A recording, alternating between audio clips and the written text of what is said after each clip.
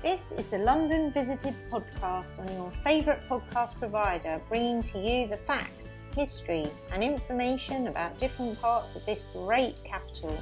If you have been to London, are planning on visiting, live here or just love London from afar, then this is the podcast for you. Hi, I'm Steve and welcome to our podcast. We're here for all things London and to tell you more behind some of the iconic places and people in London's history. In this episode, we go to Belgravia. Don't forget to visit and subscribe to our YouTube channel, London Visited, to see videos covering this place and so many others across London. Also, if you love the podcast and the channel, why not join us as a member? Join our group of what we like to call our London Visited Crown Jewels, where there are many different benefits, including a members-only monthly podcast. Have a look by going to www.patreon.com/London Visited. And now to this week's podcast. Belgravia is an affluent district in central London, covering parts of the areas of both the City of Westminster and the Royal Borough of Kensington and Chelsea. Belgravia was known as the Five Fields during the Tudor period and became a dangerous place due to highwaymen and robberies. It was developed in the early 19th century by Richard Grosvenor, the second Marquess of Westminster, under the direction of Thomas Cobbett, focusing on numerous grand terraces centred on Belgrave Square and Eaton Square. Much of Belgravia, known as the Grosvenor Estate, is still owned by a family property company, the Duke of Westminster's Grosvenor Group. Although owing to the Leasehold Reform Act of 1967, the estate has been forced to sell many freeholds to its former tenants. Belgravia is near the former course of the River Westbourne, a tributary of the River Thames. The area is mostly in the City of Westminster, with a small part of the western section in the Royal Borough of Kensington and Chelsea. The district lies mostly to the southwest of Buckingham Palace and is bounded notionally by Knightsbridge, that's the road, to the north, Grosvenor Place and Buckingham Palace Road to the east, Pimlico Road to the south, and Sloane Street to the west.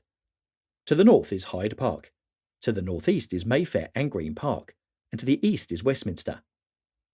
The area is mostly residential, the particular exceptions being Belgrave Square in the centre, Eaton Square to the south, and Buckingham Palace Gardens to the east. The nearest London Underground stations are Hyde Park Corner, Knightsbridge and Sloane Square. Victoria Station, a major national rail, tube and coach interchange, is to the east of the district, plus there are frequent bus services all over here to central and west London. The area takes its name from the village of Belgrave, Cheshire, 2 miles from the Grosvenor family's main country seat of Eaton Hall. One of the Duke of Westminster's subsidiary titles is Viscount Belgrave. During the Middle Ages, the area was known as Five Fields and was a series of fields used for grazing, intersected by footpaths. The Westbourne was crossed by Bloody Bridge, so called because it was frequented by robbers and highwaymen, and it was unsafe to cross the fields at night. In 1728, a man's body was discovered by the bridge with half his face and 5 fingers removed. In 1749, a muffin man was robbed and left blind. Five Fields' distance from London also made it a popular spot for duelling. Despite its reputation for crime and violence, Five Fields was a pleasant area during the daytime, and various market gardens were established. The area began to be built up after George III moved to Buckingham Palace and constructed a row of houses on what is now Grosvenor Place. In the 1820s, Richard Grosvenor, second Marquess of Westminster, asked Thomas Cobbett to design an estate. Most of Belgravia was constructed over the next 30 years. It attempted to rival Mayfair in its prestige. Belgravia is characterised by grand terraces of white stucco houses and is focused on Belgrave Square and Eaton Square. It was one of London's most fashionable residential districts from its beginnings. After World War II, some of the largest houses ceased to be used as residences or townhouses for the country gentry and aristocracy, and were increasingly occupied by embassies, charity headquarters, professional institutions and other businesses. Belgravia has become a relatively quiet district in the heart of London, contrasting with neighbouring districts, which have far more busy shops, large modern office buildings, hotels and entertainment venues. Many embassies are located in the area, especially in Belgrave Square.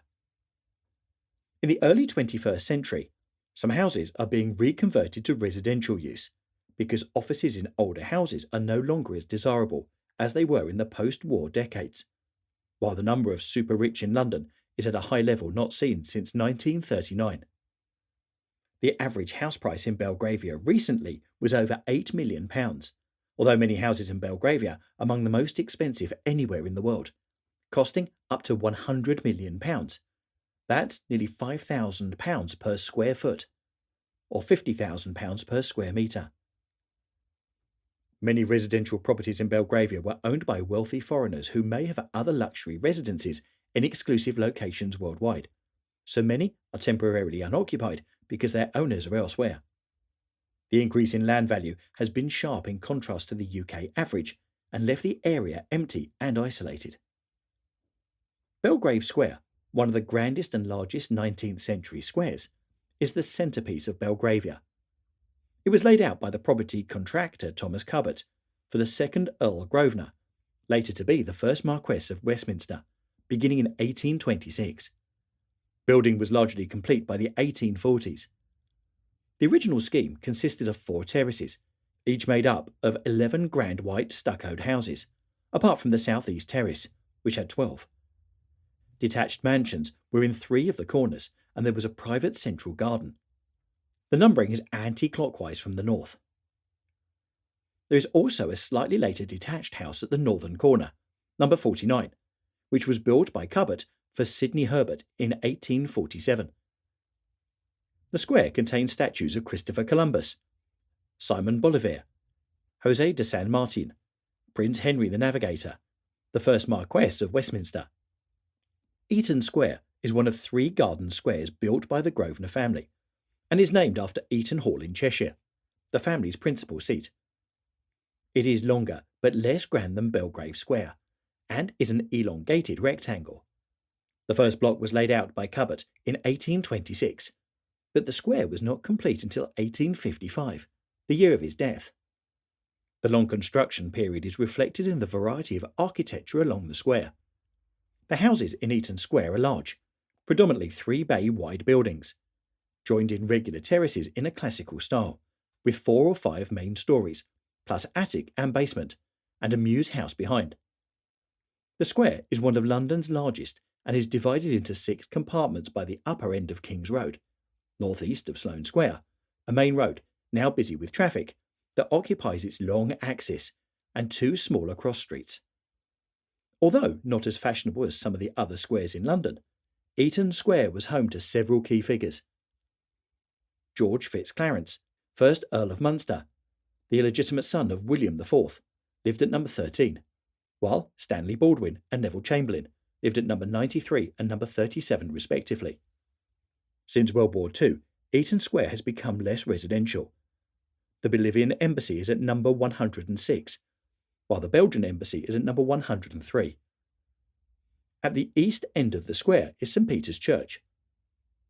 Designed by Henry Hackwell and built between 1824 and 1827, during the first development of Eaton Square, the first church was destroyed by fire in 1836 and rebuilt by Hawkwill, and again in 1987, when it was restored by the Braithwaite Partnership.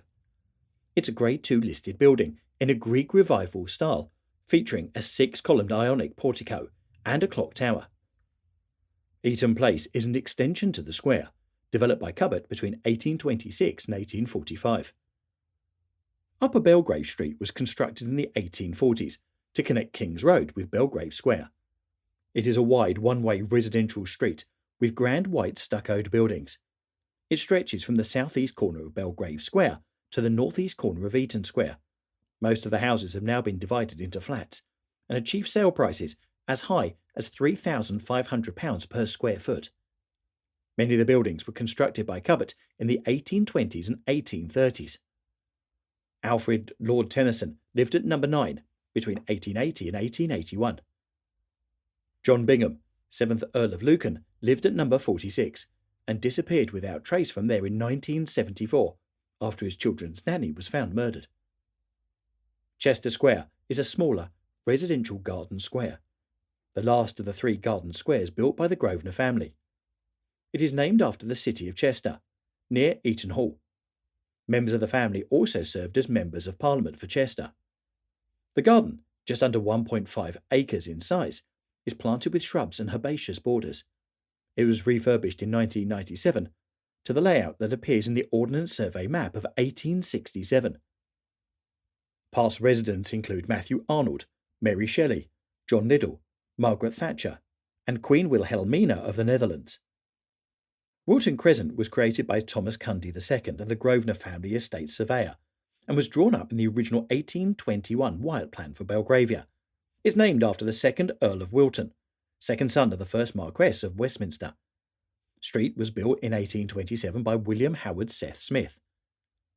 In the 19th and 20th centuries, it was home to many prominent British politicians, ambassadors, and civil servants. Louis Mountbatten, 1st Earl Mountbatten of Burma, lived at number 2 for many years. And twice, the President of Colombia lived and died at number 33, which is marked by a historic blue plaque. And finally, Lowndes Square, named after the Secretary to the Treasury, William Lowndes. Much like Belgravia, it's got grand terraces with white stucco houses. To the east lie Wilton Crescent and Belgrave Square. The square runs parallel with Sloane Street to the east of the Harvey Nichols department store and Knightsbridge Underground station. It has some of the most expensive properties in the world. The Russian businessman Roman Abramovich bought 2 stucco houses in Lowndes Square in 2008.